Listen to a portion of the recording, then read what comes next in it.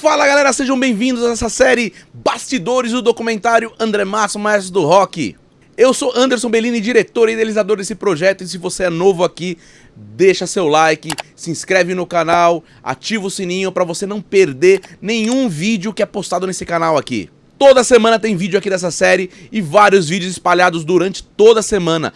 Então ativa o sininho aí para você não perder nenhum deles e ficar por dentro desse universo André Matos. Hoje, os bastidores é sobre uma das entrevistas mais tensas que a gente fez no documentário, com o guitarrista Kiko Loureiro. Quer saber por que ficou tensa? Fica aí, que depois da vinheta eu conto pra você.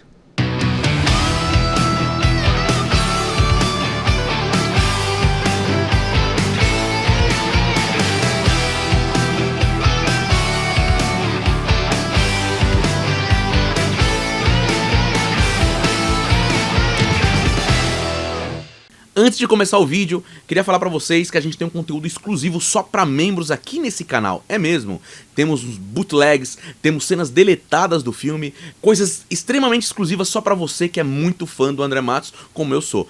Além disso, você tá ajudando o documentário e também você terá desconto na nossa lojinha, você terá o seu nome em todos os vídeos postados lá no Clube de Membros e também outros benefícios que só o Clube de Membros te dá.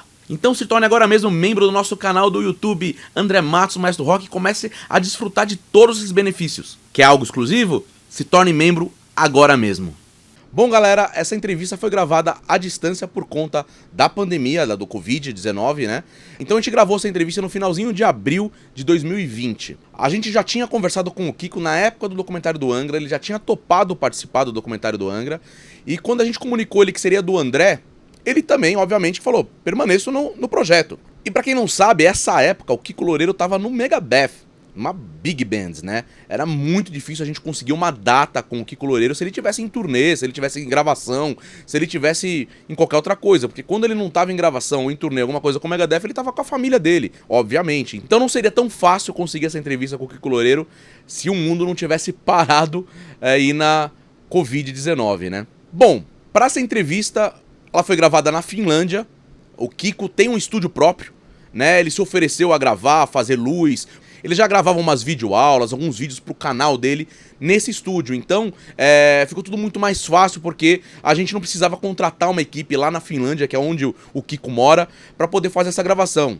O Kiko se propôs a gravar e nos mandar os arquivos depois, sem nenhum tipo de custo, sem nada, e foi muito bacana da parte dele. Eu lembro que a gente fez um teste de câmeras e de luz e pra ver se funcionava, tipo, acho que uma semana antes a gente fez, acho que tem até as imagens aí, que a gente fez um teste com o Kiko pra ver se a coisa ia funcionar, porque a gente já tinha feito com o Felipe, com o Sasha, dessa maneira à distância, né, se conectando pelo um computador, um notebook, que seja, via Zoom, um aplicativo chamado Zoom, de ligação de vídeo, né, de meeting de vídeo, e já tinha funcionado, e o Kiko ficou meio assim, a gente... Não, Kiko, funciona, vamos testar. E a gente fez uma semana antes da gravação esse teste. Eu lembro que a gente fez essa entrevista bem cedo, porque o fuso horário da Finlândia é bem diferente do nosso, né? Ele tá bem à frente do horário brasileiro. E o Kiko tem filhos, né? Então seria o horário que ele teria que dar atenção pros filhos dele. Então ele preferiu que fosse o mais cedo possível. Eu lembro que a gente começou essa entrevista por volta das 8 da manhã, aqui no Brasil. O Kiko estabeleceu um horário pra gente. Ele falou, cara, eu posso dar entrevista pra vocês durante 2 horas. Tá bom pra vocês? Nós falamos, ótimo, Kiko. Ele ia falar só sobre o Angra, então eu acho que era o suficiente 2 horas. Só que, como o André, o Kiko falava pra caramba, acho que ele tava curtindo dar a entrevista, então ele deu muita coisa pra gente, de detalhes, contou muita coisa da época do começo do Angra, quando ele entrou no Angra, quando ele foi convidado pra entrar no Angra, que os caras foram lá na casa dele e tudo mais, e mostraram a Carry On pra ele lá na casa dele. Olha aí. O Rafael Bittencourt foi na minha casa com o André Matos, agora eu me lembro bem, assim, porque é uma cena que ficou na minha cabeça. Eles foram, eu morava com meus pais e tudo mais, então eles foram no meu quarto, ali em cima da cama, e falando que tinha uma banda e tal, né? O Rafael já tinha me adiantado essa ideia do Angra, porque a gente tinha ido numa lanchonete, né? Não era nem tomar café, tipo uma lanchonete, comer um sanduíche, não sei o quê. E ele contou da história da banda, do Angra, André Matos e tal. E aí eles foram na minha casa, e eu lembro deles me ensinando a Carry On, né, os acordes, a gente foi criando várias coisas que tem no riff da Carry On ali na cama, sentado, tipo, um no chão, eu na cama, tal, e eles tinham uma folha escrevendo, assim, eu, o André Matos e o Rafael Bittencourt. Então acredito que aquele dia foi o primeiro dia que eu tive contato com o André Matos mesmo, aprendendo os acordes da Carry On, a música que não estava completa ainda, e é isso. Aí depois, então comecei a frequentar os ensaios do Angra, e aí, né, já convivendo com o André. E um detalhe dessa entrevista, o Kiko é mega profissional, né? Um cara super detalhista com as coisas, igual o André foi na entrevista dele, né? Então, ele achava que tava rolando um barulho da gente, porque é óbvio, a gente tava ligado num computador por Zoom e a gente tava ali prestando atenção na entrevista, né? Dirigindo ele e ele se gravando.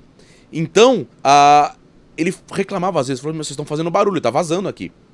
E eu e o Thiago tava com os microfones mutados, porque, né, no Zoom tem a opção da gente mutar o microfone. E a regra era essa, enquanto estiver gravando, o cara estiver respondendo, multa o microfone. A gente só fica ouvindo e vendo a imagem, né? E quando a gente for fazer a pergunta, ele terminou da resposta, a gente ligava o microfone e falava com ele lá, né? Então, ele falava, olha, gente, tá rolando um barulho aí, ó, tá rolando um barulho aí, olha aí, ó. Legal? Legal. Tá fazendo barulho vocês aí, hein? Você fechou, Thiago, o seu microfone? Eu fechei o meu aqui, hein? Eu fechei. Não, Aí, tá. barulho, eu fechei o microfone aqui. Então eu vou fechar aqui, meu. Porque é melhor, hein? Tá bom. Muito legal isso, a preocupação do Kiko de, né, entregar algo com qualidade pra gente. Ele fez, né, um cenário bacana ali, uma luz bacana, cara. Ele fez um negócio muito profissa, cara. Foi umas gravações que ele fez sozinho, sem ninguém de vídeo, sem nenhuma equipe, que ele fez como se tivesse uma equipe com ele ali, cara. Foi muito bacana essa gravação com o Kiko. Bom, você deve estar se perguntando qual é a tensão que você falou no começo do vídeo que teve. Cara, porque a gente ia tratar de assuntos muito espinhosos, que era essa ruptura do Angra, né? Foi a primeira pessoa que eu fui perguntar do outro lado, né? Eu já tinha perguntado pro André, né? O André tinha dado a versão dele e eu precisava contestar tudo que o André me passou com o Kiko, né? Falou, o André falou isso, isso, isso. O que você tem a dizer sobre isso, né? Então era bem delicado alguns assuntos, alguns pontos, né? Algumas acusações que eram feitas a ele, que ele ali teria que se defender, dar o ponto de vista dele, né? Então eu fiquei um pouco tenso com relação a isso. E vou contar uma curiosidade pra vocês. E eu e o Thiago ficamos muito preocupados, porque o Kiko tava gravando lá, dele mandar o material pra gente meio editado, assim, sabe? Dele pegar e falar, meu, ó, isso aqui eu não gostei do que eu falei, isso aqui vocês perguntaram, eu respondi, mas eu acho que não é melhor não colocar isso. Porque afinal, cara, eu entendo ele era do Megadeth, né? Podia comprometer a carreira dele, ou comprometer alguma coisa com o lado profissional do Kiko, né? E a gente em nenhum momento fez esse documentário pra prejudicar ninguém. A gente nunca quis prejudicar ninguém, nunca quis deixar a pessoa numa situação chata, incômoda, ou ser aqui um programa da Sônia Abrão, casos de família. Não é essa a ideia do documentário, é simplesmente levar fatos e contestações de assuntos que realmente aconteceram e que realmente muita gente sabe que isso aconteceu. Mas a ideia não é criar polêmica, nem denigrir ninguém, nem criar nenhum mal-estar com ninguém. E por incrível que pareça, o Kiko mandou os arquivos logo depois, eram arquivos pesados, porque foram tudo gravado em 4K, eram bem pesados para se mandar pela internet. Pra minha surpresa, quando chegou completo, ele não cortou absolutamente nada, ele mandou os arquivos brutos do jeito que foi gravado. Mostra-se que o cara não tem nada a esconder, né? Não teve nada que ele em nenhum momento chegou me proibiu de colocar isso ou aquilo no documentário. Tudo que ele falou ali estava autorizado a ser colocado no documentário e ele falou bastante coisa bem reveladora. Quem assistiu o segundo episódio sabe das coisas que o Kiko falou, os ataques que ele fez a algumas coisas ao André e tudo mais. Então, em nenhum momento ele pediu pra tirar isso ou tirar aquilo. Teve momentos de se parar a entrevista pra o Kiko contestar e falar, meu, vocês querem mesmo, né, que eu responda sobre isso? Eu expliquei pra ele o porquê, falei, porque tem dentro do conceito, eu vou falar sobre isso nessa parte, e o André falou sobre isso daqui, eu vou ter que ter uma contestação sua ou do Rafael, então expliquei pra ele. E aí ele entendeu perfeitamente tudo, né? Porque, e ele começou, acho que, ter um pouco de confiança em mim, no Thiago, que a gente não queria fazer algo sensacionalista. A gente não queria fazer como alguns sites, umas comunidades, como se diz, antes tinha a comunidade do Orkut, né? Agora, hoje, eu não sei como chama isso, alguns canais que querem só polemizar, só querem denigrir as pessoas, querem criar fofoca e, cara, não é essa a ideia. Né? Então, ele viu que a gente não tinha esse intuito. Quem assistiu os filmes viu que a gente não tem esse intuito de denigrir ninguém, de criar polêmica, de criar rusga com ninguém. A gente põe os dois lados de uma forma bem respeitosa para todos os lados. Então, acho que ele percebeu e ele foi falando. Quando a gente chegou em 2 horas de entrevista, né, a gente ainda precisava falar algumas outras coisas e o Kiko falou muito, como o André. E eu cheguei pro Kiko e falei, Kiko, puta, a gente precisa dar uma acelerada aqui porque, né, você me falou que a gente só tinha 2 horas e tal. Ele falou, não, cara, tô de boa hoje, vai. Hoje eu tô de boa, vamos aí até onde der, cara. Onde vocês quiserem, eu tô à disposição de vocês. Acabou que a entrevista durou 4 horas e meia, só com o Kiko. Cara, o Kiko foi muito legal com a gente.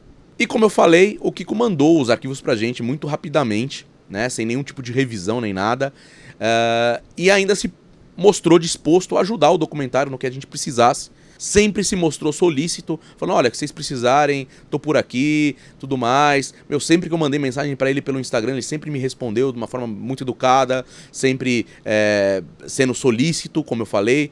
Então, o Kiko é um cara que a gente tinha uma ideia de que seria bem tenso, dele enxergar a gente como o lado do André, e a gente querendo atacar ele, e não foi isso que aconteceu. Então, para ambas as partes, todo mundo estava tenso no começo da entrevista, de ser um negócio de ataque, e não foi um negócio respeitoso, onde a gente contou a história, e até coisas que ele não lembrava também, que ele até deu muita risada, ele falou, pô, cara, que legal, isso eu não lembrava, né, legal que a gente vai lembrando aqui das coisas. Então foi bem legal, assim, a entrevista com o Kiko. E agora você tá falando, assim, eu vou lembrando, assim, porque tinha aquele negócio, e o André era todo maestro, então ele queria que ficasse, tipo, certinho, com aquela intenção, e na guitarra não saía aquela intenção. Eu lembro disso, e lembro também da Angels Cry, que tinha tem uma sequência lá de quem, sei lá, agora não veio a cabeça, do Vivaldi, sei lá. E aí tinha um negócio bem de orquestra, ele queria que ficasse aquela intenção com os acentos, mas tipo, a digitação na guitarra às vezes, eu lembro dessa discussão, a digitação da guitarra deixava uma acentuação um pouquinho diferente, mas tipo, tô falando na minúcia, entendeu? E aí tinha esse lance sim. E eu fiquei bem surpreso dele conseguir participar, né, dele poder participar, porque, como eu falei, ele era do Megadeth, uma das maiores bandas de heavy metal do mundo, né, onde tem o Dave Mustaine, que todo mundo sabe que não é um cara muito fácil. Eu achei que ele pudesse barrar a participação do Kiko no nosso documentário. E não foi o que aconteceu. Então foi muito legal. E também a gente nunca teve intuito de utilizar o nome do Kiko, nem o nome do Rob Halford também, que tá no segundo episódio, para promover o filme, né? A gente não queria usar o guitarrista do Megadeth tá no nosso filme. Não, é o Kiko Loureiro, e em nenhum momento a gente usou o nome dele para promover o filme. Então, não tinha porquê, né, a gente ter algum tipo de travamento da participação do Kiko por parte do Megadeth. Espero que eu tenha contribuído aqui para esse documentário da melhor forma possível. Eu estou sempre à disposição para falar mais e mais do André Matos que for preciso. Então é isso, esse foi os bastidores da entrevista com o Kiko Loureiro, que foi gravado lá na Finlândia e mandado pra gente via internet, e que a gente fez a entrevista com ele durante 4 horas e meia através do aplicativo Zoom, né, onde a gente se conectou aí por uma videochamada, e foi feito tudo por videochamada, a direção toda da entrevista dele feita por videochamada, onde a gente estava começando a se acostumar com isso, porque a gente começou a ver que esse seria o caminho das próximas entrevistas, como vocês vão ver nas próximas edições aqui do nosso Bastidores do Documentário. Então, se você gostou, deixa seu like aí, se inscreve no canal, ativa o sininho para você não perder o vídeo da semana que vem dos Bastidores do Documentário.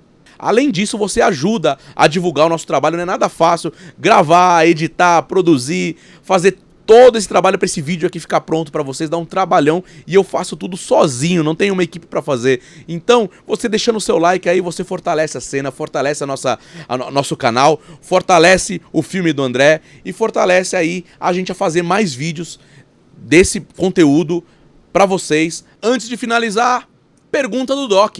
A pergunta de hoje é: você acha que o Kiko Loureiro foi uma boa escolha pro Megadeth? Você acha que o estilo do Kiko Loureiro lá do Angra tem a ver com o Megadeth? Comenta aqui que eu quero saber. Ah, você não conhece o documentário? Eu tô deixando aqui na descrição do vídeo todos os links para você poder alugar ou comprar o filme. Os 2 episódios que a gente tem lançado até então. Agora mesmo, você pode comprar ou alugar. Os links estão aqui na descrição e eu tô deixando aqui também nos cards. Então é isso, vejo vocês na semana que vem. Um abraço e até lá.